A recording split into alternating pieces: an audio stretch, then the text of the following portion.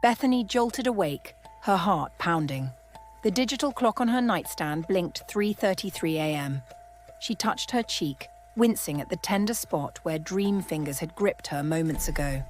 In the pale moonlight filtering through her curtains, she noticed a faint bruise forming.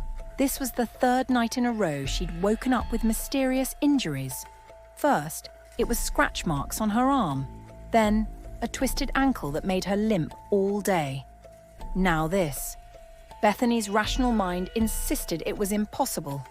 Dreams couldn't hurt you physically. But as she stared at her reflection in the bathroom mirror, the bruise on her cheek told a different story. She splashed cold water on her face, trying to shake off the lingering dread.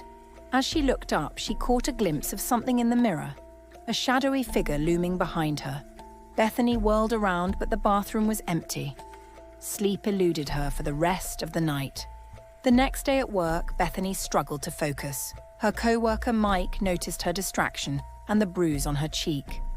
"Rough night?" he asked, concern etched on his face. Bethany hesitated, then confided in him about the recurring nightmares and inexplicable injuries. To her surprise, Mike's face paled. "You too?" he whispered. Over lunch, they compared notes. Mike had been experiencing similar phenomena for weeks, vivid nightmares of being chased by a shadowy figure, waking up with unexplained cuts and bruises. They weren't alone. An online forum revealed dozens of people across the city reporting identical experiences. That night, determined to find answers, Bethany forced herself to stay awake.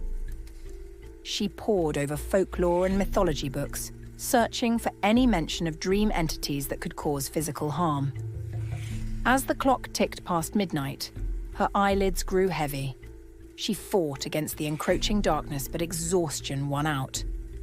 Bethany found herself in a vast, misty dreamscape. The air felt thick, oppressive. She sensed movement in her peripheral vision, a tall, spindly figure gliding between trees that hadn't been there a moment ago. Heart racing, she ran. The mist parted, revealing a clearing where other people huddled together, terror evident in their wide eyes. Bethany recognized Mike among them. Before she could reach the group, an invisible force yanked her backward. She came face to face with the figure that had been stalking her dreams. It wore a featureless mask, but Bethany could feel its hunger radiating in waves. As it reached for her, she noticed a familiar object dangling from its neck, a dream catcher. Realization dawned. The dream catcher in her bedroom, the one she'd bought from that odd little shop downtown. The shopkeeper's warning echoed in her mind. "It comes with a price." Bethany's eyes flew open. Sunlight streamed through her window. Her body ached all over as if she'd run a marathon. On her nightstand, the dream catcher swayed gently, though there was no breeze. She grabbed her phone, dialing Mike's number with trembling fingers. It went straight to voicemail.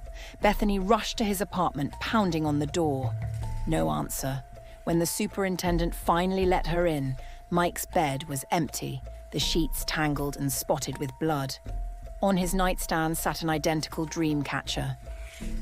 Bethany knew then that the nightmare was far from over. The figure wasn't just stalking their dreams, it was collecting souls. And she had unwittingly helped it cross over into our world. As she left Mike's apartment, her phone buzzed with a notification. The odd little shop downtown was having a sale on dream catchers.